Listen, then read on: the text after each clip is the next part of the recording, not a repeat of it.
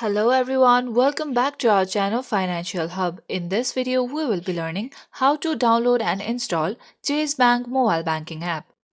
To download and install Chase Bank mobile banking app, first you have to go to your Play Store or the App Store depending on the device you are using. Here, I'm using Android, so I'll be using Play Store. Tap Open the Play Store. On the bottom right, you will see search icon. Tap on it. On your top, you will see search bar. Tap on the search bar. Type in Chase Bank mobile app. Search it up. Then tap on Chase Mobile. Now tap on Install.